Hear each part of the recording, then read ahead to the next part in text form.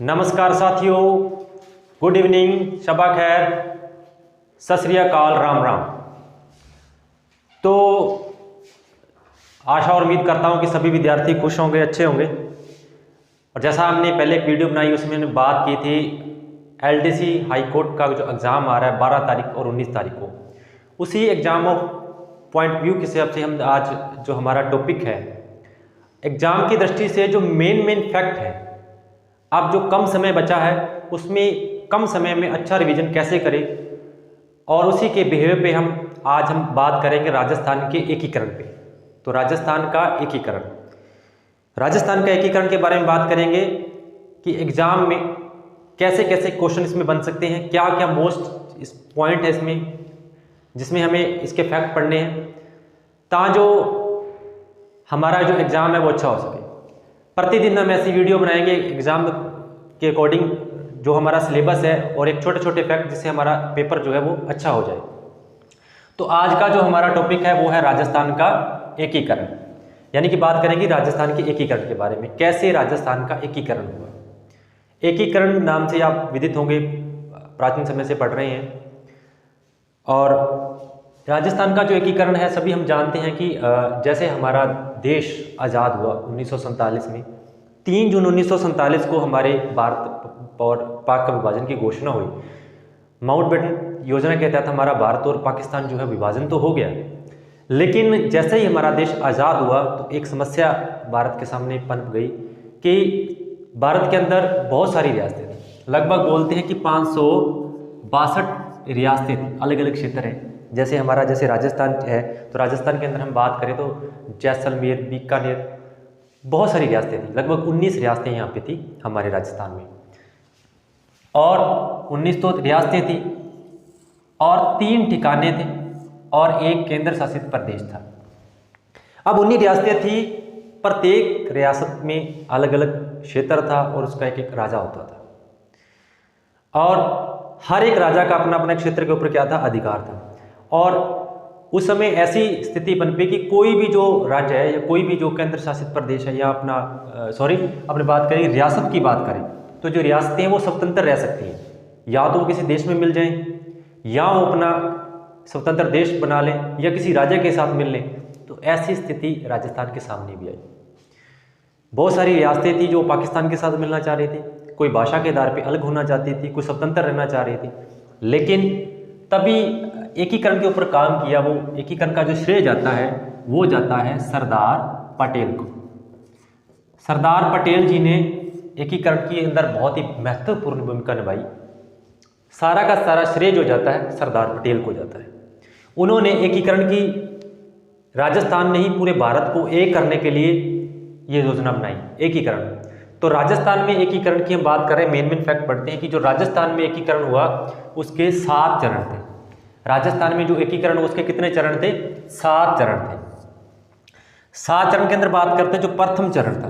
प्रथम चरण की जो शुरुआत हुई 18 मार्च 1948 में, यानी कि 18 मार्च 1948 को हमारे राजस्थान के अंदर प्रथम चरण हुआ, जिसके अंदर राजस्थान की कुछ रियासतों को एक करने के लिए, एकीकरण के अंदर मिलाने के लिए योजना चलाई गई। उस समय इसका जो उद्घाटन किया, यहाँ से क्वेश्चन उठता है कि उद्घाटन किसने किया? तो एन वी गॉडगिल ने, नरहरि विष्णु गॉडगिल ने। इन्होंने किया इस हमारा जो पहला प्रथम चरण है इसका क्या किया? उद्घाटन किया। और उस समय 4 रियासतें, अलवर, भरतपुर, धौलपुर, करौली और नीमराणा। नीमराणा एक ठिकाना था, जो हमने 3 ठिकानों की बात की, हमारे 3 ठिकाने थे, उनमें से नीमराणा था जो अलवर में है, इसको भी शामिल किया गया। 4 रियासतें और 1 ठिकाना था। और आगे हम बात करते हैं जो इसका राज्य प्रमुख है, राज प्रमुख, इसका जो राज प्रमुख है वो बनाया गया उदयबान को। उदयबान को क्या बनाया गया? इसका राज प्रमुख बनाया गया। यानी कि कोई भी चीज होती है तो उसका उदय होता है। तो उदय किसका हुआ? प्रथम चरण का। प्रथम चरण का क्या हुआ? उदय हुआ। तो महाराजा उदय सिंह को उसका क्या बना दिया गया? राज प्रमुख बना दिया गया। आगे हम बात करते हैं तो शोभाराम कुमार। शोभाराम जी जो थे उनको प्रधानमंत्री, पहले प्रधानमंत्री होता था यहाँ पे, ये ध्यान रखना। शोभाराम जी जो थे वो क्या थे? प्रधानमंत्री थे इस प्रथम चरण के। अब हम आगे चलते हैं द्वितीय चरण। इसको याद करने का तरीका यही है, प्राचीन चल रहा है ABCD, यानी कि अलवर, भरतपुर, करौली, धौलपुर, 4 ठिकाने हैं और एक सॉरी 4 तो इसमें रियासतें हैं और एक ठिकाना है। ठिकाना कौन सा है? अलवर। दूसरे की बात कर रहे हैं द्वितीय चरण की। द्वितीय चरण जो हमारा है वो 25 मार्च 1948। इसका भी उद्घाटन जो किया वो किया एनवी गॉडगिल ने। उद्घाटन किसने किया? एनवी गॉडगिल ने। ये विशेष ध्यान रखना। और इसमें जो रियासतें मिलाई गई लगभग 9 रियासतें, कोटा, बूंदी, झालावाड़, डूंगरपुर, प्रतापगढ़ और बांसवाड़ा, किशनगढ़, शाहपुरा और टोंक, लगभग 9 रियासतें इसमें मिलाई गई द्वितीय चरण में। ये अलग हो गया, ये अलग बनाया गया। और इसके बाद इसमें ठिकाना कौन सा बनाया गया? कुशलगढ़, बांसवाड़ा के अंदर जो है। और इसका जो है राज प्रमुख महाराव भीम सिंह को बनाया गया, जो कहाँ से थे? कोटा से थे। और इसका प्रधानमंत्री गोकुललाल असावा को। किसको बनाया गया? गोकुललाल असावा को। इसको क्या बनाया गया? प्रधानमंत्री बनाया गया। यहाँ तक तो होगी 2 रियासतें। अब हम आगे बात करते हैं तीसरे चरण की। हमारा तृतीय चरण आ गया। तृतीय चरण जो हमारा है 18 अप्रैल 1948 को। कब? 18 अप्रैल 1948 को। और इसके उद्घाटन किया जवाहरलाल नेहरू ने। यहाँ विशेष ध्यान रखना है आपको, उद्घाटन किसने किया? पहले 2 का गॉडगिल और तीसरे का किया जवाहरलाल नेहरू ने। आगे हम बात चलते हैं कि इसमें राजस्थान संघ, यानी कि इसमें प्रथम चरण नहीं, इसमें हमारा जो दूसरा चरण है उसको मिलाया गया, यानी कि राजस्थान संघ प्लस उदयपुर। यानी कि इसमें एक तो इसमें राजस्थान संघ और एक उदयपुर रियासत को इसमें क्या किया गया? मिलाया गया। और उदयपुर के ही थे महाराणा भोपाल सिंह, और राजधानी बनाएगी उदयपुर को। और इसका जो प्रधानमंत्री है वो किसको था? माणिक्यलाल वर्मा। आगे हम चलते हैं, हमारा है चौथा चरण। चतुर्थ चरण है 30 मार्च 1949 को। यहां से थोड़ा सा ध्यान रखना है। 30 मार्च 1949 को लगभग ये कहते हैं कि एकीकरण का कार्य जो संपूर्ण हो चुका था। कैसे हो चुका था? क्योंकि इसमें 4 बड़ी रियासतें, इसको नाम दिया गया था वृहद राजस्थान।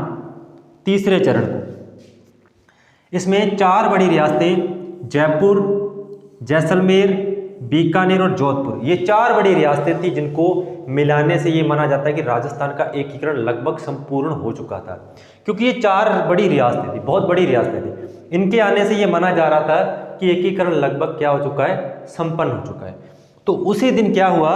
राजस्थान दिवस मनाने की क्या हुई है? घोषणा हुई है। तो ये राजस्थान दिवस कब मनाया जाता है? तो हम कहेंगे कि 30 मार्च को। ठीक है, आगे हम चलते हैं। और इसका जो राज प्रमुख है वो बनाया गया मान सिंह को। और प्रधानमंत्री जो थे वो हीरालाल शास्त्री है। अब ध्यान रखना, आगे से जो प्रधानमंत्री रहेंगे वो हीरालाल शास्त्री रहेंगे आगे वाले चरणों में। मान सिंह को बनाया गया था यहाँ पे राज प्रमुख। अब यहाँ पे एक विपता खड़ी हो गई। विपता खड़ी क्या हुई कि जो भोपाल सिंह थे वो तीसरे चरण के राज प्रमुख थे। कौन से चरण के राज प्रमुख थे? वो तीसरे जो चरण था उसके क्या थे? राज प्रमुख थे। अब राज प्रमुख थे तो इन्होंने जैसे चौथा चरण बनाया तो इसमें राज प्रमुख बना दिया गया सवाई मान सिंह को। जैसे सवाई मान सिंह को राज प्रमुख बनाया गया तो ये नाराज हो गए कि आपने इनको राज प्रमुख क्यों बनाया, यानी कि हमारा जो पद है मुझे राज प्रमुख क्यों नहीं बनाया। क्योंकि जैसे ही जो नई रियासत बनती थी तो उसमें जो नया रियासत मिलती तो उसको ही राजधानी बनाई जाती थी और वहीं का ये जो था उस रियासत का क्या राजा होता था? वो राज प्रमुख होता था। तो तभी जवाहरलाल नेहरू ने क्या किया कि इनको खुश करने के लिए क्या किया गया? इनको बना दिया गया महाराज प्रमुख।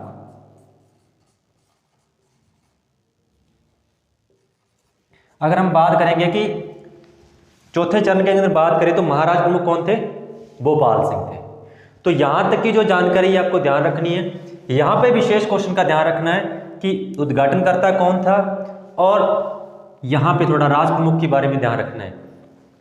और एक क्वेश्चन यहां से बनता है कि राजस्थान दिवस कब मनाया गया, और ये क्रम जरूर ध्यान रखना है कि कौन सा जिला कब मिला। और हम बात करेंगे कि इसके चरण कितने थे, तो इसके 7 चरण थे।